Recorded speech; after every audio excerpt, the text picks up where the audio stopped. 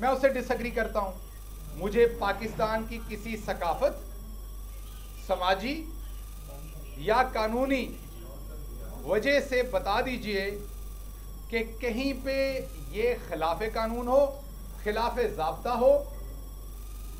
आप में से बहुत सारों को मैं जानता हूं, कई ऐसी स्टोरी ब्रेक होती हैं आपके टेलीविज़न के ऊपर जिसके ऊपर आपसे अगर पूछें तो आप कहते हैं कि जी मैं अपने टेलीविज़न में नौकरी करता, लेकिन आप गाली गलौज नहीं करते। ये रिपोर्टर फलां ने स्टोरी की है जी, मैं इससे एग्री नहीं करता, लेकिन आप गाली गलौज नहीं करते उसको उसका हक है स्टोरी करना, उसने किया है, भले आप डिफर करें या ना करें। तो बुनियादी तौर पर जो जलील शरकपुरी साहब हैं, उन्होंने जो भी स्टांस लिया, वो स्टांस उन्होंने कोई कानून कहीं पर नहीं तोड़ा। लेकिन सोचने की बात ये कि एक बारिश आदमी को किस तरीके से कल बेइज्जत किया गया, तजलील की गई, ह्यूमिलिएट किया गया, ये हुआ क्यों? पहले इसका बैकग्राउंड देख लेते हैं कि ये बात यहाँ तक पहुँची कैसे, क्योंकि हम तो वोट को इज्जत देने वाले थे।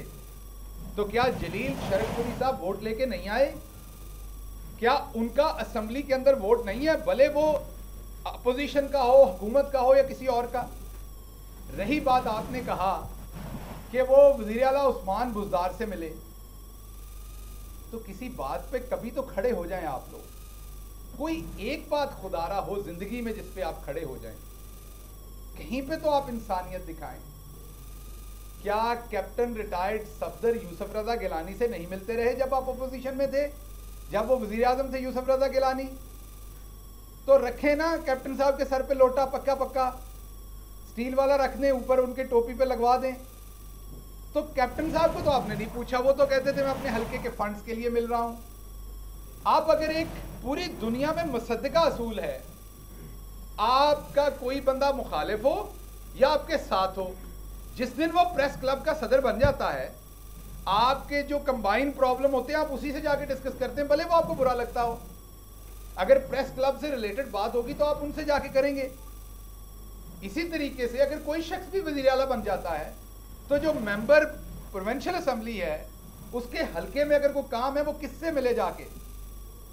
आप ये सारा कुछ करते रहें तो दुरुस्त है, कोई और करे तो दुरुस्त नहीं, क्योंकि वोट को इज्जत दो का मसला नहीं है। मसला है लूट मार को इज्जत दो, मसला है लंदन के उन फ्लैटों को इज्जत दो जो हमने लूट मार से बनाए हैं, मसला है शरीफ फैमिली को इज्जत दो, मसला है कि इस खानदान को, जिनके अंदर शायद कोई बेहतर ब्रेन है जो आज तक हमें नजर नहीं आया, जिनके अंदर उनकी इज्जत है, बाकी किसी कोई कायदा नहीं है, कोई कानून नहीं है। कुछ चीजें आपके सामने रखता हूं ताकि आपको यह अंदाजा हो कि क्या होता रहा। माजी में जाते हैं, 1984 पंजाब गवर्नमेंट में आए मियां साहब।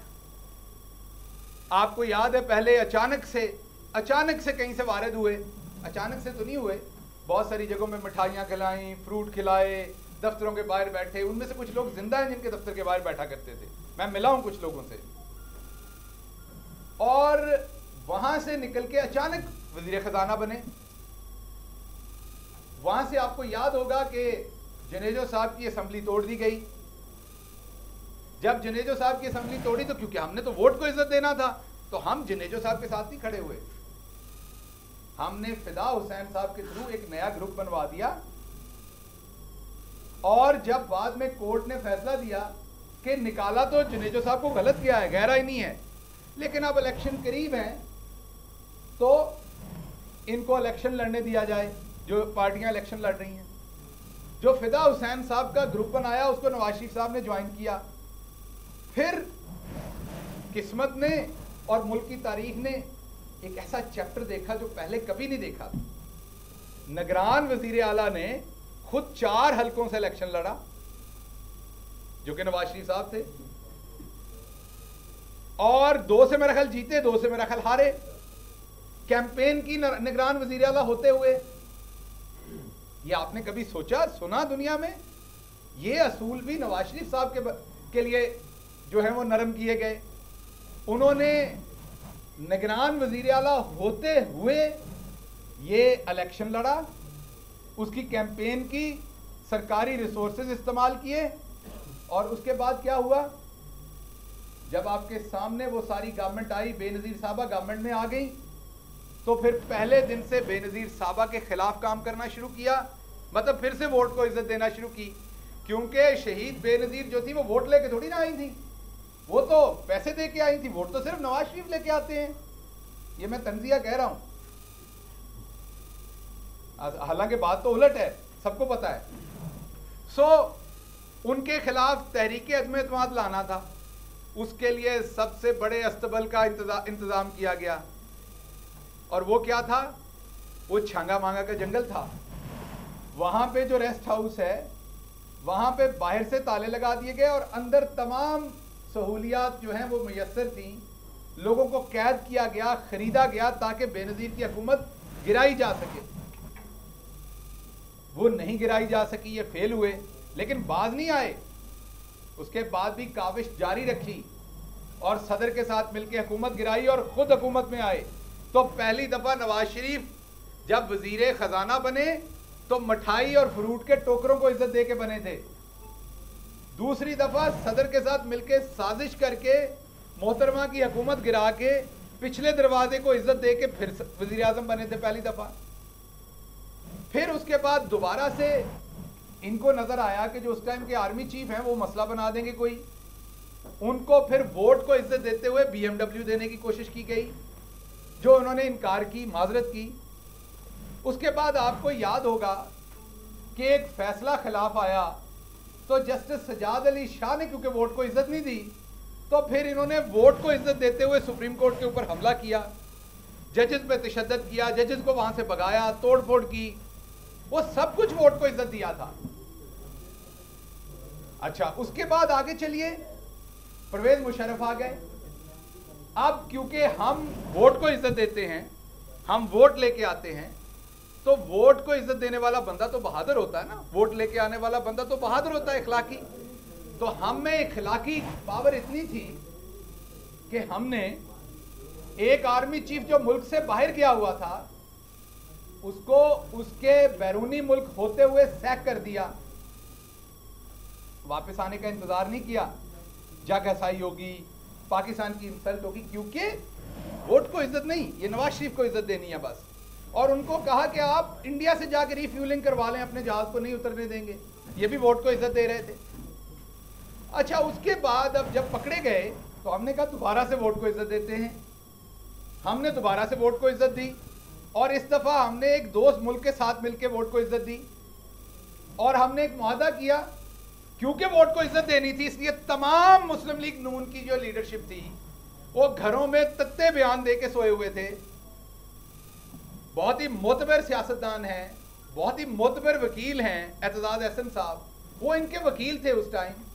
वो भी टेलीविजन को, मीडिया को तत्ते बयान दे के सोए थे कि जी मेरा जो मोक्कल है, जो मेरा साइल है, जो मेरा कस्टमर है, वो तो किसी सूरत किसी किस्म पीछे नहीं हटेगा, मुकदमा लड़ेगा। जब सारे सुबह सुबह सो के उठे तो पता चला जहाज किसी और मुल्क के शहर में लैंड कर चुका, बिस्तरे, बोरियां, मंजियां, संदूक सब कुछ ले जा चुके हैं, बल्कि अपने साथ मुलाजिम भी ले जा चुके हैं। एक बात इसमें याद रखने की है, क्योंकि वोट को इज्जत देनी थी, इसलिए हमने बगैर जरा सा भी खड़ाक होने के, कोई जरा सी भी परेशानी शहरियों के लिए हमने क्रिएट नहीं की और रातों रात हम यहां से निकल गए। अब वोट को इज्जत देनी थी तो हमने कहा कि हम तो मुआहदा करके नहीं गए, क्योंकि अगर हम कहेंगे तो वोट की इज्जत कम हो जाएगी। लेकिन आपको पता है ना, मिडिल ईस्ट में जमहूरियत नहीं है, तो वहां पे क्योंकि जमहूरियत नहीं थी तो वहां तो वोट को इज्जत नहीं देते उस तरह से जैसे ये देते हैं। तो वो प्रिंस हरेरी देखें, उन्होंने आगे फिर वोट की बेइज्जती कर दी इधर। उन्होंने कहा नहीं जी आप झूठ बोल रहे हैं, ये मुआहदा है जो आप करके गए थे। इन्होंने कहा नहीं नहीं, देखें 10 साल की जो टर्म होती है ना, क्योंकि जमहूरियत की टर्म एक वजीर आजम की 5 साल होती है, 10 साल का मुआहदा हो गया तो ये तो वोट की इज्जत नहीं होनी। हमने तो 5 का किया था, क्योंकि जमहूरी एक टर्म 5 है, तो हमारा मुआहदा भी 5 का था। ये क्यों किया ये? क्योंकि हम पहले भी तो मुआहदा करके ही वजीर आजम बनते थे ना, इस दफा मुआहदा करके वजीर आजम नहीं बने, तो काम तो हमने वही, हम तो जमहूरी काम ही कर रहे हैं, हमारी जमहूरी, हमारे घर में तो जमहूरियत इसी चीज का नाम है। तो उन्होंने कहा जी हमने जमहूरियत को इज्जत दी है, तो हमने बुनियादी तौर पे 5 साल का मुआहदा किया। वो फिर आ गए, उन्होंने कहा नहीं जी ये 10 साल का किया था। ਅਸੀਂ ਕਿਹਾ ਚਲੋ ਛੱਡੋ, ਪਾਕਿस्तान जिंज हो जाता है। ਤੁਹਾਡੇ ਮੁਲਕ ਦੇ ਵਿੱਚ ਜਮਹੂਰੀਅਤ नहीं है, ਤੁਹਾਨੂੰ पता नहीं, जिथे जमहूरीयत होवे इन्ना झूठ मारना पैंदा है। आगे चल पड़े। अब आ गया 2008। अब अवाम भी तो हमारी थोड़ी सी अच्छी नहीं है ना, उन्होंने वोट को इज्जत बांट के दे दी, थोड़ी सी इज्जत उन्होंने काफ लीग को भी दे दी। पर ऐसे नहीं हो सकता। पंजाब में वोट को इज्जत सिर्फ नवाज शरीफ की पार्टी को हो सकती है। और हमारे भाई वो जो रॉकेट नीचे से चलता है, आप देखते हैं ना, बहुत धुआं निकालता है, फिर ऊपर जाके वो ठुस हो जाता है, वो वाला हिस्सा, वो वाला जो हिस्सा है वो शहबाज शरीफ साहब है, नीचे से चुकते हैं काम को। वो एक मजाहिया बात है, लेकिन गांव के लोग जब फिल्म देख के आते थे तो अक्सर उनको फिल्म का नाम याद नहीं होता था, तो कोई पूछता था किस तरह नहीं गई है फिल्म, कैसी थी। तो कई फिल्में होती थी, जैसे वो नंबर चल के हटते थे तो पहले सीन में मुक्का मारते थे वो, तो बंदा कहता था उन्हें नंबरां तो ही चुक देती है। तो ये शहबाज शरीफ साहब नंबरां तो ही चुकते सन। सो उनके लिए फिर वोट को इज्जत दी गई और मुस्लिम लीग काफ का फॉरवर्ड ब्लॉक बनाया गया, उस पर बेतहाशा पैसा स्पेंड किया गया और 5 साल डिठाई से जम के मीडिया के ऊपर वोट को इज्जत दी गई और दिफा किया गया। उसके बाद हम यहां रुके नहीं, कादरी साहब आ गए कहीं से, उन्होंने कहा जी मेरे पीछे भी लोग हैं, मेरा भी वोट बैंक है, छोटा है थोड़ा है लेकिन मेरे भी वोट है, मेरे भी लोग मानने वाले हैं। हमने कहा ऐसे तो नहीं होता। अब इसका फैसला हमारा जस्टिस गुल्लू भट्ट करेगा, क्योंकि हमारे जो लाहौर में जजेस हैं, जो इनके अपने जजेस हैं लाहौर में, मेरा कहने का मतलब जो सियासी इनके कारकुन है वो भी तो अदालतें लगाते हैं ना। तो इन्होंने कहा कि ये तो जनाब गुल्लू भट्ट साहब करेंगे फैसला। गुल्लू भट्ट साहब ने डंडा पकड़ लिया और फिर उन्होंने वो डंडा फेरा आपके सामने, जो कुछ हुआ वो कैमरे की आंख पे। लेकिन बात यहां खत्म नहीं हुई। आज उमर शेख से मसला है, सीसीपीओ लाहौर से, लेकिन हमारा भाई एक आराम से आज उमर शेख साहब से मसला है, लेकिन आपने इसी शहर में फयाज टुंडा को देखा, आबिद बॉक्सर को देखा, नवीद सईद को देखा, नाम गिनता जाऊंगा। पिछली दफा मैंने आपको यहाँ पुलिस मुकाबले जो है वो देखे, तो हमने कहा इनके थ्रू भी तो कोई काम करवाना है, ये हम अकेले वोट को इज्जत देंगे तो ये मुनासिब नहीं है, सबको वोट को इज्जत देनी चाहिए। तो फिर हमने पंजाब पुलिस को इस्तेमाल किया और हामला औरतों के मुंह के अंदर गोलियां मारी ताकि वोट को मुकम्मल इज्जत मिले, लोगों को अंदर तक सुकून हो कि ये ना हो कि हमने ऊपर ऊपर सती तौर पे वोट को इज्जत दी है। अब इससे हम निकल के हमने, क्योंकि अब हम मॉडर्न भी हो गए थे, पहले तो हम देसी थे, पायशाही खाते थे सिर्फ, अब हमें स्टेक का भी पता लग गया था, सालसा का पता लग गया था। तो अब हमने लंदन में बेनजीर साहबा के साथ बैठ के एक चार्टर ऑफ डेमोक्रेसी की, जो लूट मार इकट्ठे करने का मंसूबा था। लेकिन यहां आके हमने देखा कि यार पीपल्स पार्टी को थोड़ी ज्यादा इज्जत मिल गई है, ये तो दुरुस्त नहीं है। तो हमने काला कोट पहना और हम सुप्रीम कोर्ट पहुंच गए फिर वोट को इज्जत देने के लिए, और हमने यूसुफ रजा गिलानी को पहले तो वहां से नायल करवाया, उसके बाद हम मेमो गेट लेके भी पहुंचे दोबारा से, क्योंकि जरदारी साहब को भी निकलवाना था, वोट को इज्जत देनी थी। ये तमाम चीजें हम वोट को इज्जत दे रहे थे, मैं सिर्फ आपको ये बताना चाह रहा हूं। और क्योंकि अब जलील शरकपुरी साहब जो हैं, उन्होंने इसके बरक्स वोट को इज्जत दी कि एक बुजुर्ग आदमी है, बारिश हैं, उस तरह के वो ताकतवर शायद नहीं है, वरना उनकी तरफ कोई जुर्रत भी ना करता, एक शरीफ आदमी है। तो इसलिए हमने कहा गुल्लू भट्ट जरा थोड़ा पुराना हो गया, अब मियां रऊफ को छोड़ते हैं, नाम ही फर्क है ना, कैरेक्टर तो एक ही है। तो हमने उनको छोड़ा के बदतमीजी करें। क्या कोई मान सकता है कि इनकी पार्टी की सीनियर लीडरशिप की मर्जी के बगैर ये करतूत हुई है? अगर यही काम पीटीआई में हुआ होता तो आप सोचिए कैसे कैसे काम किए जाने थे, कैसी कैसी बातें की जानी थी अरस्तू साहब की तरफ से। अब मैं क्विकली 2-3 और चीजें बातें आपसे कर दूं, टाइम क्विक हो रहा है। ये कुछ चीजें आपको दिखा दूं माजी से, ताकि आपको लगे कि हम ऐसे बात नहीं कर रहे। ये माजी है इनका। ये नवाज शरीफ साहब की आईजीआई की खबरें सारी आप जीनत है न्यूज़पेपर्स की, जो कुछ किया इन्होंने।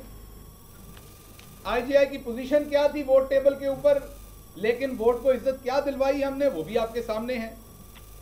ये अरस्तू हैं, इनके सबसे पढ़े लिखे, खुद को जाली प्रोफेसर भी कहते हैं सजा याफ्ता वज़ीर आज़म मंजूर नहीं है, आज इनसे पूछ लें, आज भी यही ख्याल है ये?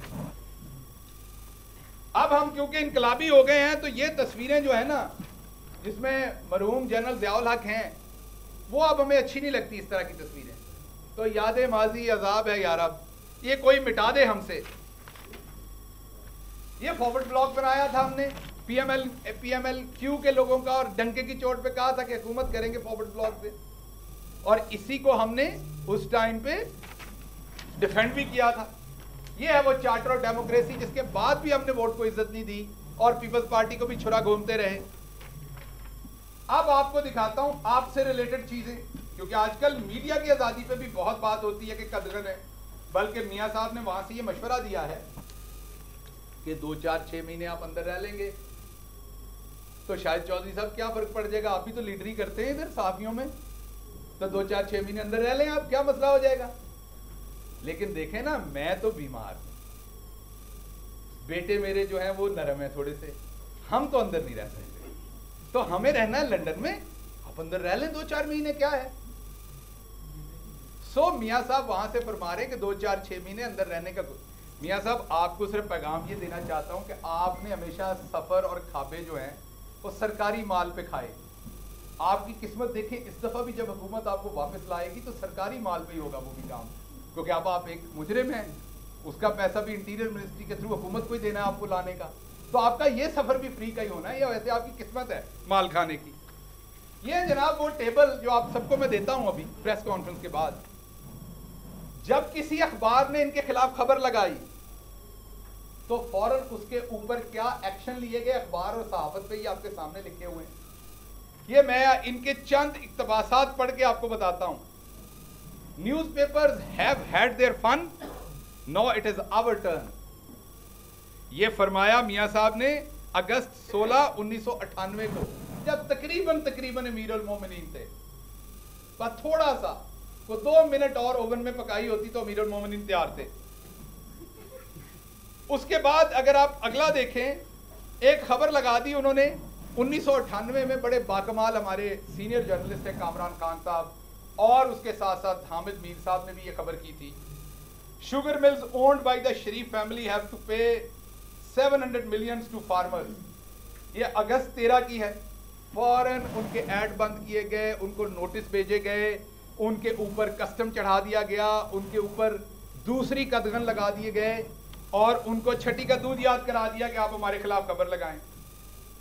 कामरान खान ने स्टोरी की 4 अक्टूबर 1998 में कि spending foreign exchange on the prime ministers favourite project.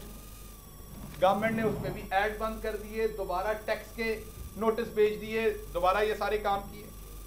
Protest outside Nawaz Sharif flats in London, October 12 को स्टोरी आई, ये वाली स्टोरी भी आई। गवर्नमेंट ने, जैसे मैंने आपको कहा कि जंग की जो एड्स थी वो अक्टूबर 13 1998 को सस्पेंड कर दी। ये भरी हुई है, ये कोई तकरीबन मैंने आपके सामने 46 इंसिडेंट है, सारे पढ़ नहीं सकता, आपको देता हूं। ये वो 46 सिर्फ चंद इंसिडेंट हैं इनके हजारों में से, जिसमें अगर अखबार ने कोई स्टोरी इनके खिलाफ पब्लिश कर दी है जो स्टोरी भले हकायक पे मबनी है, तो हमने ना सिर्फ उनके एड्स बंद किए बल्कि हमने उन पे पाबंदी भी लगा दी। अब लास्ट बात मैं आपसे करता चलूं, उसके बाद मैं आपके सवाल लेता हूं। जैसे आपसे वादा किया था 4 सवाल लूंगा आपसे। 2 बातें सिर्फ और सिर्फ मैंने आपसे करनी है कि देखिए, बात सिंपल इतनी है कि आपको अगर इमाम खमैनी बनना है या आपको नेल्सन मंडेला बनना है, तो उसके लिए तो इंसान को या जेल में होना पड़ता है या जलावतन होना पड़ता है। आप झूठ बोल के, मकारी के साथ मुल्क से भाग के पीछे मुल्क के जर्नलिस्टों को नहीं कहते कि आप जेल में चले जाएं 4-4 महीने के लिए, आप बल्कि खुद खड़े होते हैं। तो आपको पहले तो वापस आना चाहिए, सरकारी खर्च पे आपको वापस लाएंगे, पूरी कोशिश कर रहे हैं, इंशाल्लाह आप वापस आएंगे। और आपको यहाँ पे करप्शन के मुकदमात का सामना करना पड़ेगा।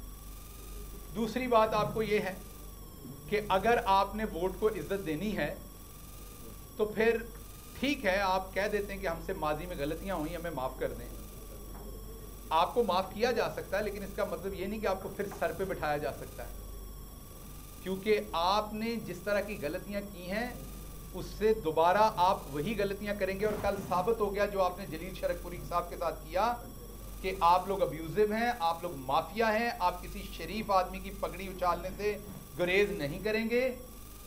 और खुद भले आप तंजीम साजी करें और कोई आपको कहे कि आपने तंजीम साजी की तो उसमें भी गुस्सा करेंगे, लेकिन शरीफ लोगों को आप सियासत करने का हक देना नहीं चाहते।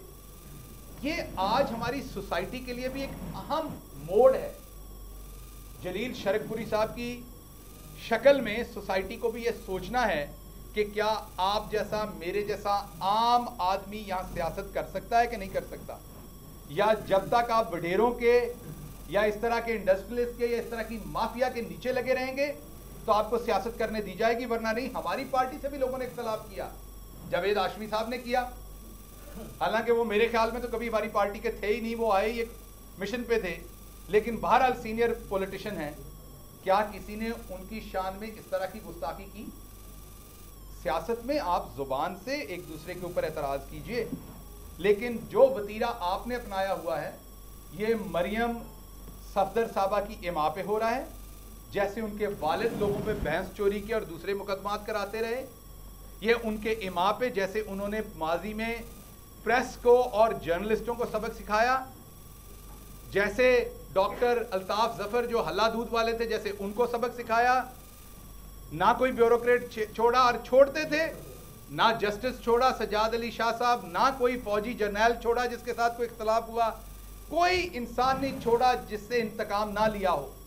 अब आप बस कर दें, काफी हो गया है। आपका जो वोट को इज्जत दो का झूठा दावा था उसकी कली खुल गई जब आप झूठ बोल के वहां से नैरेटिव दे रहे हैं। अगर आपको कोई भी नैरेटिव देना है तो आपको पाकिस्तान आना पड़ना है, हम आपका इंतजार कर रहे हैं। आप आइए, यहां पर आके पॉलिटिक्स कीजिए, हम आपको वेलकम करेंगे। पहले जेल काटिए, उसके बाद सियासत कीजिए। बहुत शुक्रिया जी। सवाल साहब ये बताएं कि कल जो वाकया हुआ है पंजाब असेंबली में, सियासत में तलखी बढ़ना शुरू हो गई है। मरियम नवाज इस वक्त जिस तरह की गुफ्तगू कर रही हैं और वो बिल्कुल सीधा इस वक्त गवर्नमेंट को और स्टेट स्ट्रक्चर को ललकार रही हैं।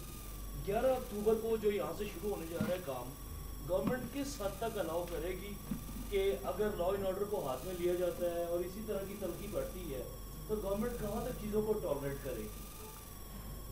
भाई साहब देखिए, बात यह है कि ये बदकिस्मती है। मैंने जैसे आपको कहा कि इन्होंने हमेशा अब्यूज़ किया अपने मुखालफों को भी, और जो भी डिफरेंट कंपोनेंट्स ऑफ सोसाइटी इनके सामने आए उनको इन्होंने अब्यूज़ किया।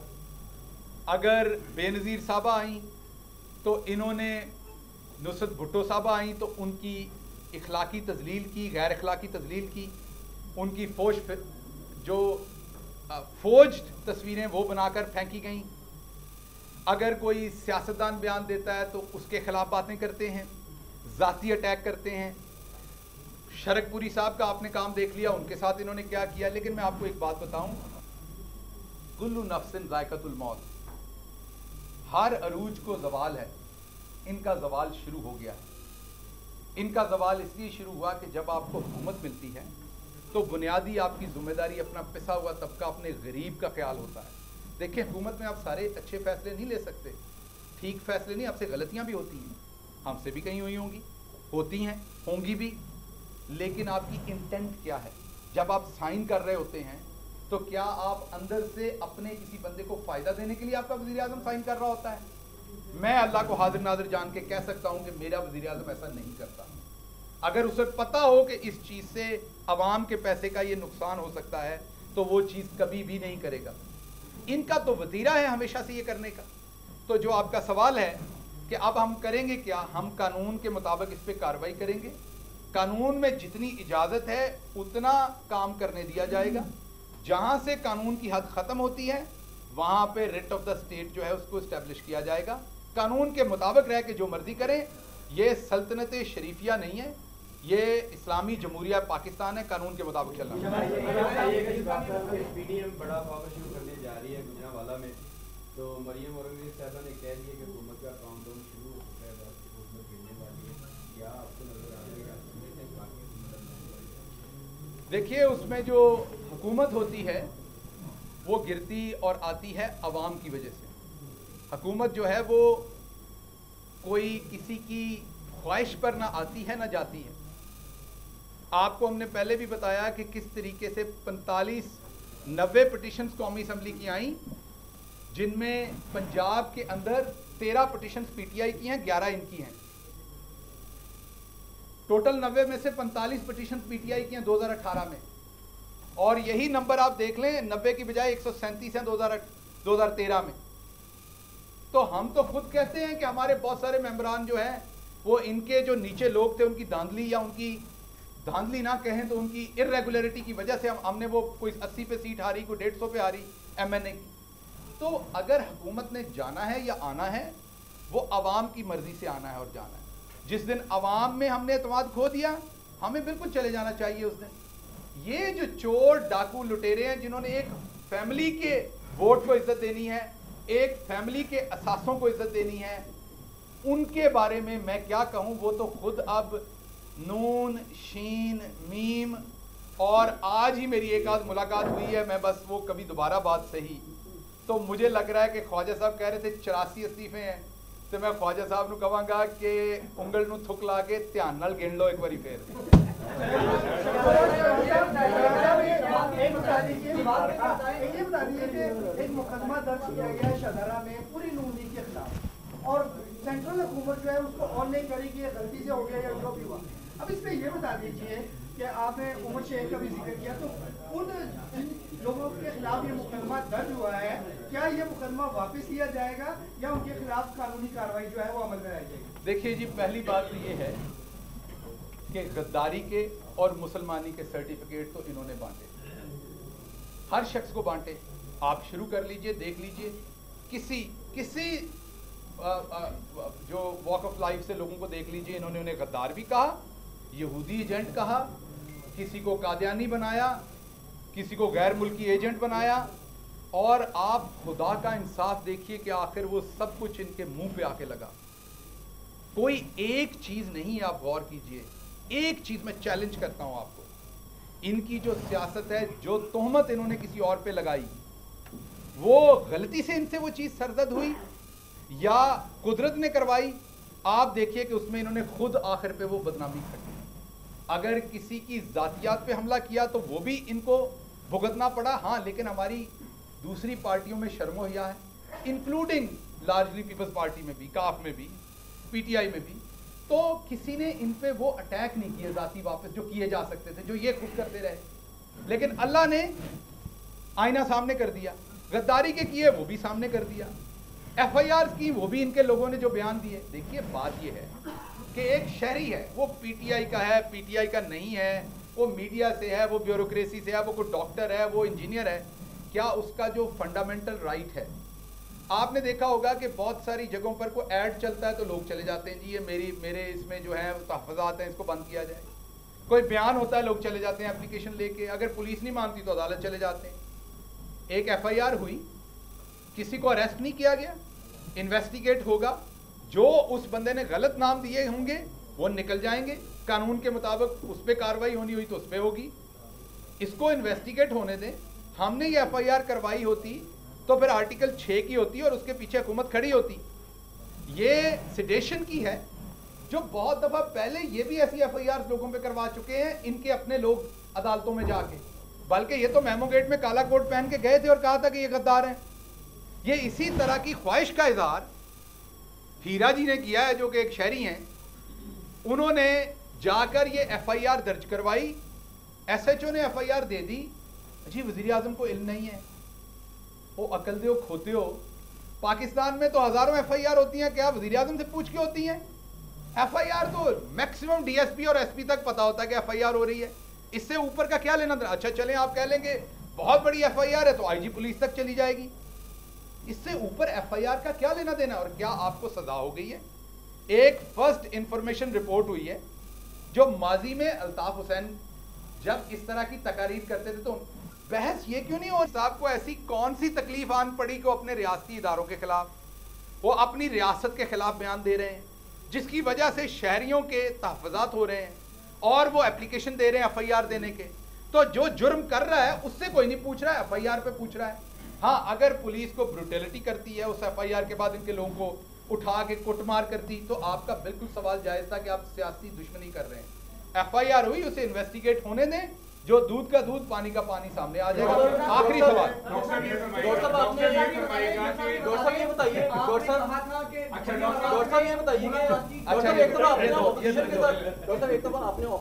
अच्छा, अब एक बात, 3 सवाल, 1 2 3, इसके बाद नहीं, ठीक है? अच्छा डॉक्टर साहब ये बताइए कि एक तरफ आपने ऑपोजिशन के साथ मुहावरे शुरू की हुई है, तो दूसरी जानब जो बैनुल-अक़वामी सोशल मीडिया कंपनी है उनके साथ भी हुकूमत का जो नया मुहावरा शुरू हुआ है।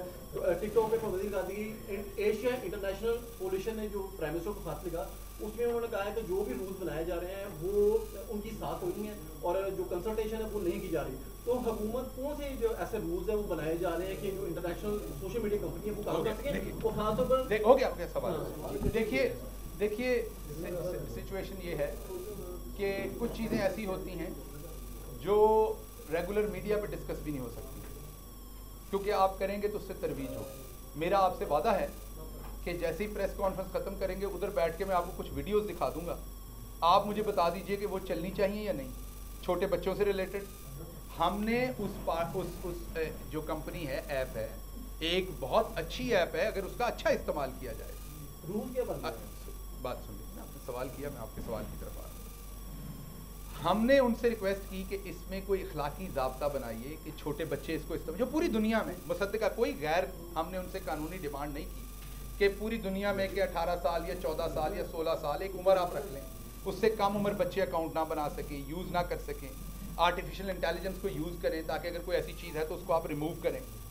जैसे ही हमारी उनसे बातचीत हो रही है, जैसे ही वो इस चीज़ को इम्प्लीमेंट कर देंगे, अगर ये वो चीज़ें हमारे इखलाकी असूलों पे आ जाइए, सिर्फ और सिर्फ इसमें कोई और मसला नहीं है।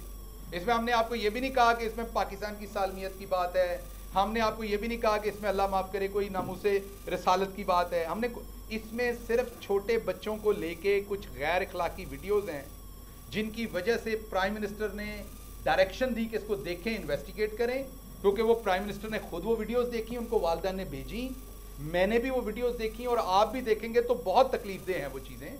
तो जब प्राइम मिनिस्टर ने देखी, उन्होंने फौरी डायरेक्शन दी कि इसको इन्वेस्टिगेट करें और कानून के मुताबिक इस पर अमल करें, क्या करना है। PTA का पहली जिम्मेदारी है कि वो उसमें रेगुलेशन लाएं, उनसे बात करें कि जी इसको फिक्स करें ताकि आइंदा ये प्रॉब्लम ना हो। 2 3 4 रिपीटेड रिमाइंडर्स देकर जब वो मसला हल नहीं हुआ तो फिलहाल उसको बंद किया गया है। जैसे ही वो इम्प्लीमेंट कर देंगे उन चीज़ों को जो इंटरनेशनल स्टैंडर्ड्स हैं पूरी दुनिया में सोशल मीडिया के, हम उनको उसी टाइम उसकी वापस इजाज़त दे देंगे। जी, एक सवाल आपका था जी और एक आपका, बस अगली प्रेस कॉन्फ्रेंस। डॉक्टर साहब ये फरमाइएगा कि मौलाना फजलुर रहमान ने जब लॉन्ग मार्च किया तो कहा गया कि PP और नून लीग ने उनके साथ हाथ कर दिया, तो इस वक्त किसको ज्यादा जरूरत है इन जलसे जुलूसों की? तो क्या मौलाना इनके साथ कहीं हाथ करने तो नहीं जा रहे? आपको क्या नजर आ रहा है? हमको किसके गम ने मारा, ये कहानी फिर सही, किसने तोड़ा दिल हमारा, ये कहानी फिर सही। मौलाना साहब क्या कर रहे हैं, किस किस से बातें कर रहे हैं, क्या क्या मुलाकातें कर रहे हैं, ये बात रहने दें। फिर लोग पूछते हैं जी एग्जैक्ट जगह दें मुलाकात का, एग्जैक्ट नाम दें। अब ऐसी मुलाकातों के एग्जैक्ट जगह और नाम नहीं होते क्योंकि कुछ दोस्तों के पर्दे होते हैं। तो मौलाना साहब इनके साथ वही करेंगे जो मौलाना साहब हलवे के साथ करते हैं। आपने दावा दिया था कि मरियम नवाज की कोई भारतीय एजेंट साथ मुलाकात हुई है, तो आपको मुनाज़रे का चैलेंज दिया था, तो क्या आप वो चैलेंज कबूल करते हैं और किसी भी टॉप पे आप बात करेंगे तो आपके पास क्या सबूत है कि मरियम नवाज ने मुलाकात की है? अच्छा जी, मैं बताता हूँ। एक तो दूसरी बात ये कि उम्मीद करता हूँ कि आइंदा, क्योंकि मुझे लगता है, किस चैनल से आप? मैं डॉन टीवी से। डॉन से, हाँ, क्योंकि सारी बात वज़न ज़्यादा बड़ा चैनल है तो आपने शायद मेरा बयान नहीं देखा। रिक्वेस्ट करूँगा आपसे कि मेरा बयान देखें। उसी मोमेंट चला था जब मुझे चैलेंज किया गया था कि मुनाजरा आप करते हैं सिक्का बांध तरीके से, तो जिन लोगों के साथ एक बंदे को पता ही नहीं किसी की, अब मेरे मुनाजरा, मेरी मुलाकात के बारे में बात है तो मेरे से मुनाजरा होगा ना, किसी और से तो नहीं होगा। तो जिनसे मेरा मुनाजरा होना चाहिए फ़ौरन उनको कह दिया था, अभी मौजूद हूँ, आज भी, कल भी, परसों भी। मरियम औरंगज़ेब करना चाहें, मरियम सफदर साहबा करना चाहें, वो मोस्ट वेलकम हैं, वो मुनाजरा करें। लेकिन अब मेरा नाम लेके कोई अपना सियासी कद बढ़ाए, ये मुनासिब नहीं है। अगर आप अपने वालदैन दादा परदादा की पनीरी में लग के कहीं पहुँचे हों, हमारा आपका फ़र्क ये है कि हम पंजाबी कहते ने हिक दे जोर से इत्थे तक आए हैं, किसी प्यो दे दादे दे गंदे लतीफ़े सुनाने से इत्थे तक नहीं आए। इसलिए जवाब सिर्फ इतना है कि जिन्हें मुनाजरा करना है मैं बिल्कुल हाजिर हैं, लेकिन कोई हम पल्ला बंदा मुनाजरा करे, ऐसे लोग ना करें जो लोगों की वालदा को गालियां देते हों, जो 1 मिनट में अपनी औकात से निकल के नीचे उतर आते हों। जब होता है तो आप फिर उसके मुंह इसलिए नहीं लगते कि आपको पता होता है कि किसी टाइम भी दोबारा औकात पे आ जाएगा।